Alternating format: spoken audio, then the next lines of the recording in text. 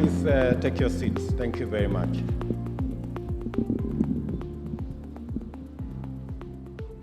The Speaker of the Senate, Right Honorable Kenneth Lusaka,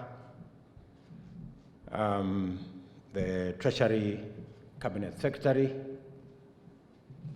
my friend Wilbur Otichilo, the Governor of Vihiga, my sister, the Governor of the Deputy Governor of Makueni, Stefan, our friend from the European Union, Sid, the country coordinator of the UN family,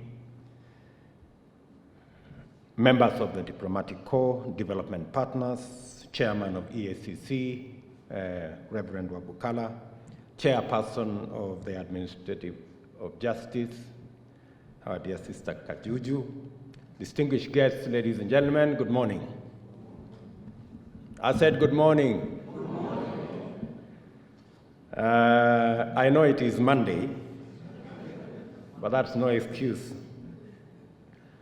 Government, as we have always known, is serikali, and it was meant to be sirikali. That's how we've known government. Less information, more confidentiality, many secrets.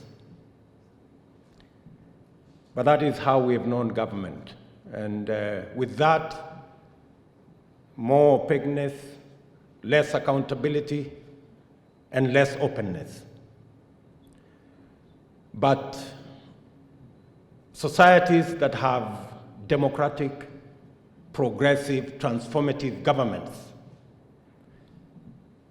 is about less confidentiality, few secrets, but more information, more transparency, more accountability, and more openness.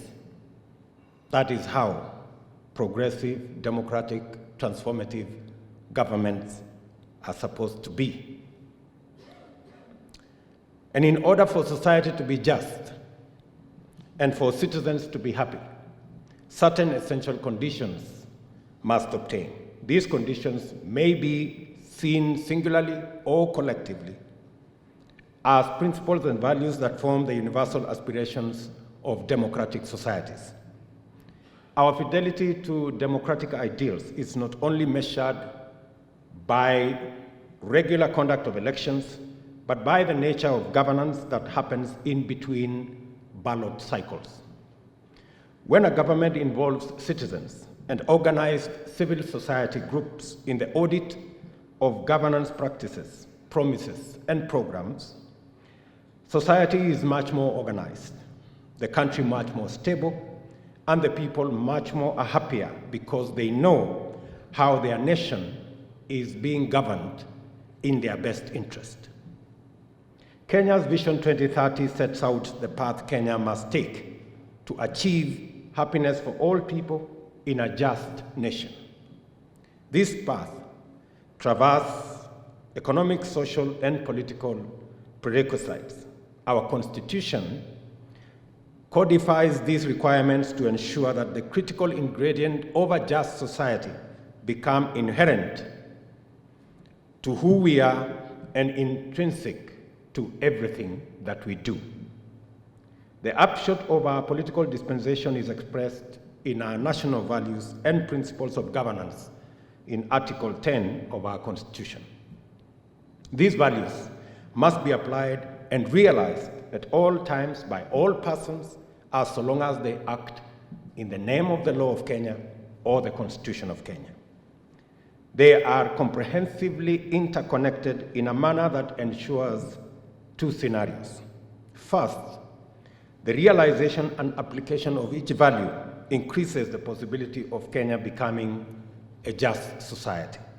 And secondly, and conversely, undermining any value undermines the quality of our society and its governance. The third tier of national values and principles of governance set out good governance, transparency, and accountability as normative imperatives for the Kenya we want.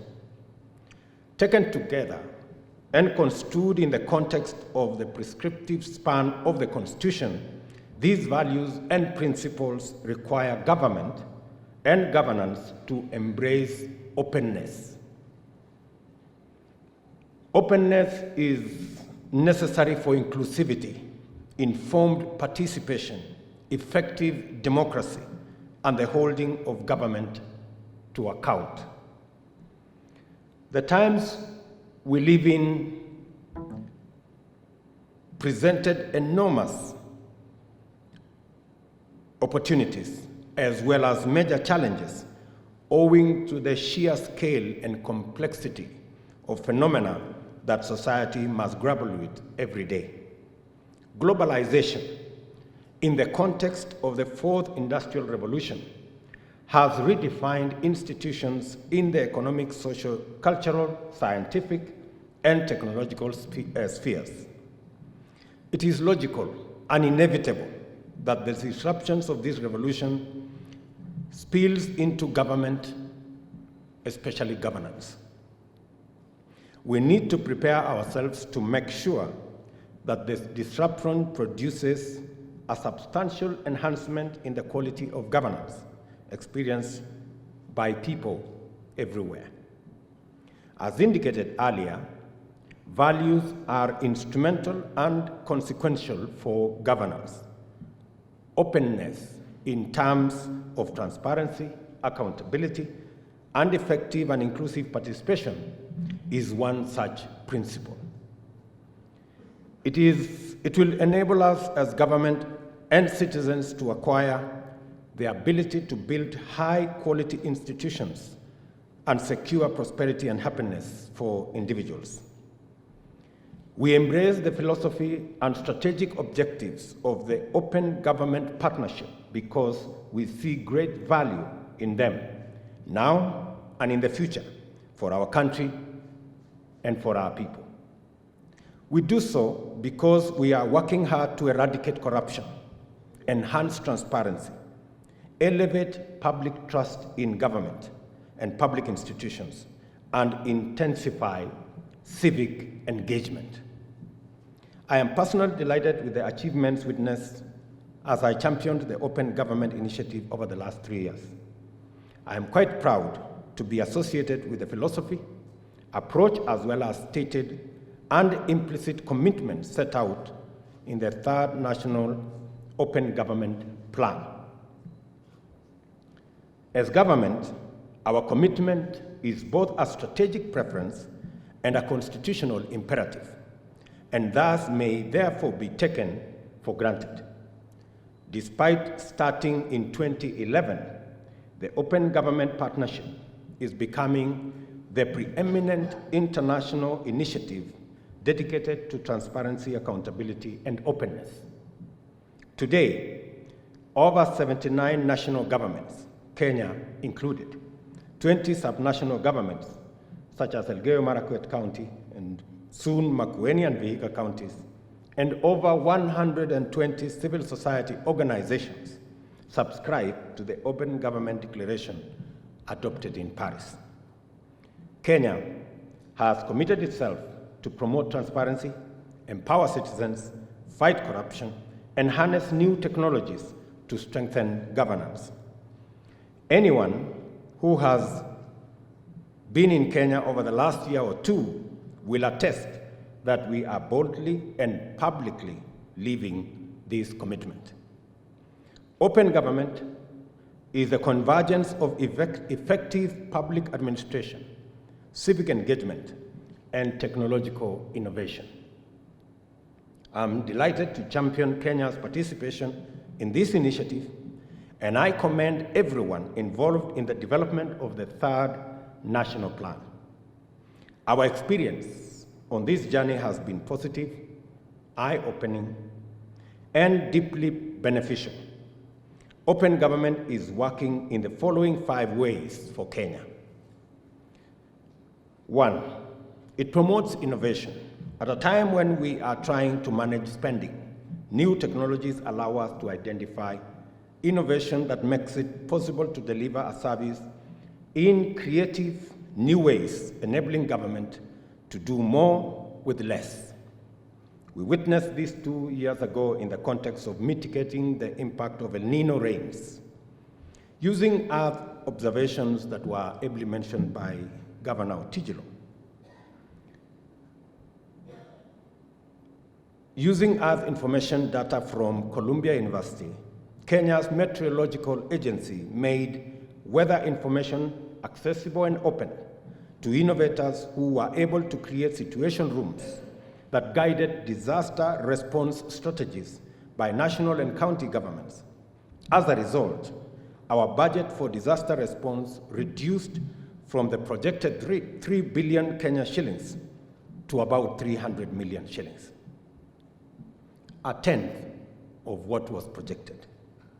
The third national plan embodies a specific commitment to promote transparency and accountable use of Earth observation data and geospatial information to enable academia, citizens, innovators, and other data communities harness its capability for use in the areas of health, agriculture, water, land use planning, disaster management, environmental conservation, and climate change. This commitment is championed by Vihiga County government, and shortly, Wilbur Otijilo will be speaking on this subject. Number 2, facilitates citizens access to government expenditure information, strengthening oversight. This administration, as urged on by our progressive constitution, is putting out vast quantities of raw data about how government spends money. The National Treasury publishes spending data periodically. Oversight bodies, including the Controller of Budget and Auditor General, put out reports on the assessment of government spending at national and county levels. This information affords opportunity to civil society groups and citizens to robustly track and monitor government spending by analyzing these data and create fact-based public conversations. If we can proactively spot and disclose the pattern of fraud, wastage, and abuse, there is a potentially enormous development impact to be realized from cost savings by government. Moreover, such public information avails an opportunity to the public to identify loopholes for corruption and expose them. In the third national plan, I am pleased to note that the Senate and the National Assembly, as well as several county governments, will become part of the steering committee to implement our commitment on this public participation. And in line with our program on openness, His Excellency the President has signed the order setting up committees at the county, at the regional, the technical committees of permanent secretaries and other technocrats, and the Committee of Cabinet that will assemble real-time, accurate information on the implementation of government projects and programs from every ward to the national level, so that citizens and civil society can have access on our government portal to information, accurate, up-to-date, real-time information, so that government can be more open and citizens can interrogate, and civil society groups can interrogate the implementation of our government programs and projects. We believe this will open up government to fact-based conversation and engagement with the public. Number 3, it is also availing critical tools to bolster government's anti-corruption efforts. open contracting, and beneficial ownerships are open government mechanisms. Well applied, these tools make procurement decisions, making such much more transparent and help to arrest incidences of corruption at source. These tools attack corruption proactively, eliminating the need for costly and time-consuming remedies. It is for this reason that under the second National Open Government Plan, we committed to institutionalizing beneficial ownership under our company's law, which was achieved in 2017. Further, in order to strengthen disclosure on who is doing business with government, the President issued Executive Order Number 2 of 2018, directing all public service departments to actively release to the public information on procurement of public works and services. I should further commend, and before I do that, listening to Henry Rotich this morning, and that there are public entities that are yet to comply with Executive Order Number 2 of 2018. I want to ask Treasury to forward a list of all public entities that have refused to comply with Executive Order Number 2 to the head of public service, so that we can take head-on the boards, the CEOs of these institutions, because they are the ones who are pulling us back. It is not a request that the President was making. It is a demand that all public entities must publish their contracts, the beneficiaries, the directors of the companies doing business with government, and within the next 30 days, Treasury must submit to the head of public service all parastatals or institutions that have not complied with Executive Order Number 2 of 2018, so that we can take action. I should further commend the Governor of Makueni for institutionalizing open contracting in his county.